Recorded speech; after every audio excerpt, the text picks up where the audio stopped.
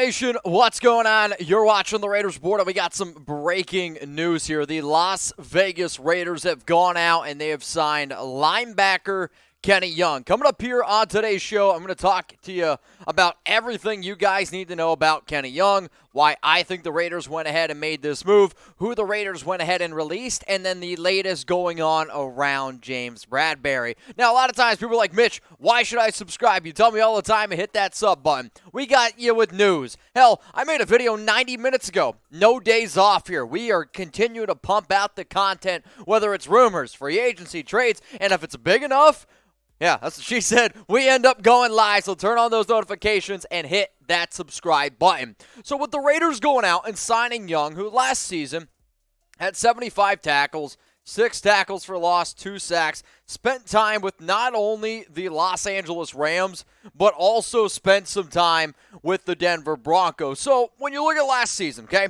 you got the 2 sacks, 2 forced fumbles, decent right there. Then in 2020, personally, when I go back and I look at a lot of the numbers, when I watch some quick tape, and again, I threw this video pretty quickly together, so I watched about 10 minutes of tape, that's when I thought he had his best season. He had 52 tackles. He had a sack, and you don't always have to put up a lot of tackle numbers to be considered I'll say a great player. Sometimes they can definitely be overshadowed a little bit, like according to PFF last season. When you look at the overall grade of 50.6, run defense grade of 53.5, pass rushing grade of 59.5, coverage 50.4. The reason why the Raiders made this move isn't because Kenny Young is a phenomenal player. I believe it's more from a versatility and continuity standpoint. I'll tell you what I mean coming up here in a little bit around all of that when I show you the new depth chart. But go down to the comments right now, and I want you to grade the signing of Kenny Young. Yeah, I put Long. I was hopefully he's going to turn into Howie Long. So grade the signing of Kenny Young, A, B, C, D, or F. I'm going to go ahead and give it a C- grade. Maybe it's a D+. And I don't have the contract details out yet. I would imagine it's going to be a bare minimum type of deal, like $1.025 million. Somebody's going to be able to come in and just try to make it work for you. Because when I go back and I look at even 2020 and some of his numbers according to PFF here, and again, I'm doing all this with y'all here, so hopefully if my computer loads, 41.6 overall grade, not great. 50.5 coverage. Run defense was 33.0. Pass rush was 54.2. So then in 2019, maybe 2019 was the year I thought he had his best year.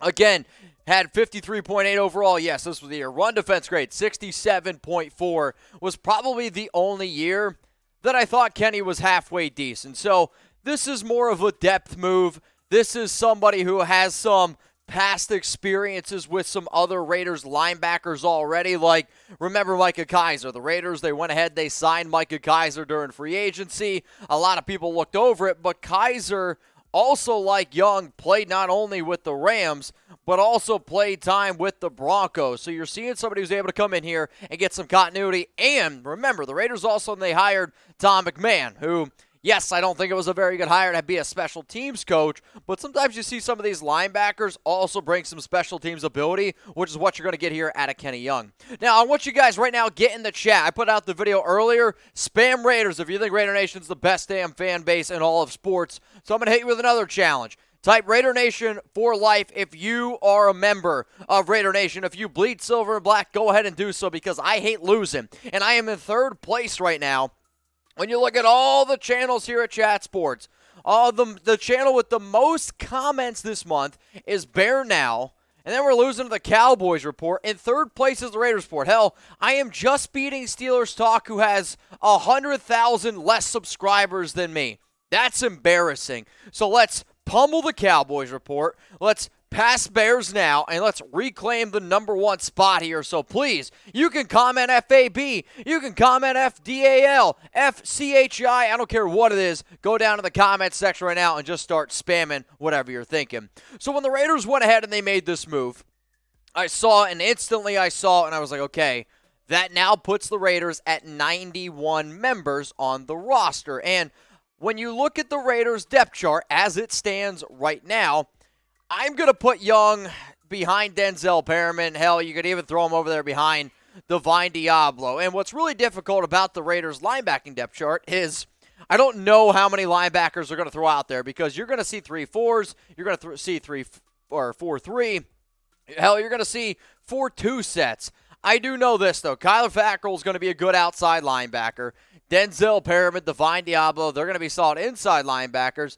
Then I'd probably go ahead and say Jayon Brown is going to be another solid addition as an interior linebacker, being able to cover tight ends. So what exactly does that mean for Kenny Young? It's definitely an interesting conversation, and I'm going to tell you who the Raiders had to go ahead and release because they were at the 91 roster mark, and remember, you can only have 90. Before I tell you who they went ahead and they cut, remember, the Raiders Report is also on Locals. Not only do I go live once a week, not only do I give you guys 2 videos every week, I get to know my Locals members right now even better than a lot of my YouTube members. Why? It's just that closer interaction. If you send a comment on Locals, I 100% will respond to it. So all I ask you to do, scan this QR code right here. RaidersReport.locals.com is the link if you can't scan this QR code. It's available for you all in the comments section and the description of today's video. And the video that I put out bright and early this morning was an NFL insider revealed why the Raiders went ahead and they drafted Zamir White. That insider also talked about Josh Jacobs. That insider also talked about Kenyon Drake and their contract situations. I then took what he said and gave my personal opinion on all of it. So if you want to see that video, it's over on Locals. Now, the player that the Raiders released was Justin March-Lillard. And not that I'm overly surprised by this move. As soon as I saw that they added a linebacker, I figured, okay, you're probably going to move on from a linebacker. It's usually what ends up happening here in these situations. And he didn't play in 2021. He didn't really play in 2020. He was a practice squad player. So essentially, you're replacing a practice squad player with somebody who you believe is going to be able to come in and either A, be a good special teams player with a coach that you already have some familiarity with, which that is Tom McMahon, or you're just worst case scenario bringing in somebody who just adds depth. 55 tackles is nothing to scoff at, but somebody who's at least being able to come in and get those important snaps, that's the type of depth that I'd personally be looking for a little bit more. Now, when this happened, I saw the Raiders signed, and my heart stopped for a second because I was like, is it James Bradberry? No, it's not James Bradberry. He was released by the New York Giants. The Raiders are 100% for just win babies interested in Bradberry. They might not have the financial capability to do it right now, considering the fact that they're somewhere around $5.26 million or $5.8 million. At least this is what the number was at before today started. And then, yes, I don't have the details yet of Kenny Young.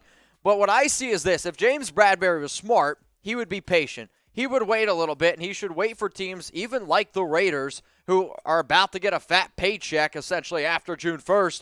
When you release Corey Littleton, you release Carl Nassib, you're going to get that extra money. And the Raiders aren't the only team. So I believe Bradberry waits, and he waits until after June 1st to pick a team to sign. Fingers crossed that it's the Las Vegas Raiders. And now, I did talk about this earlier, and I'm going to talk about it again. Graphic Raider and I were getting together on Saturday, 11 a.m. We're going to do some brunch here in Dallas. So, if you live in the Dallas area, make sure you come out to Hero. It's a restaurant near the American Airlines Center. The address is 3090 Olive Street. Plenty of parking there, so don't be worried about it, though. I would recommend Lyft, Uber, because we're going to have some mimosas. Here's the location spot. It's called Hero. They got a lot of big screen TVs in there, but we're going to be talking Raiders for the most part. $5 mimosas. There's a Mega Mosa, which I can't wait to get my hands on. I believe Jeremy Chugs is also going to be coming. So if you're a Raider fan in the DFW Dallas area and you want to join Graphic Raider and I for some brunch, please go ahead and do so. If you don't live in the Dallas area, well, how about this? Go ahead and shout out your city, because my plan this season, off-season, is to travel to a few different cities, maybe be able to hang out with some extra Raider fans. So if you made it this far in the video, please go ahead and shout out your city. So before I leave y'all one more time, the Las Vegas Raiders, they went out and they signed Kenny Young to more than likely it's going to be a one-year deal. It's going to be a depth move. They also went ahead and they released Justin March-Lillard. So, if you like what you saw today, hit that subscribe button, turn on those notifications. And I said on my last video, if we get breaking news, I'll be back. Well, guess what? If we get breaking news again, maybe I'll go live. If not, I'll see you tomorrow, 6 p.m. Eastern Time, 3 p.m. Pacific for the Raiders Report live show.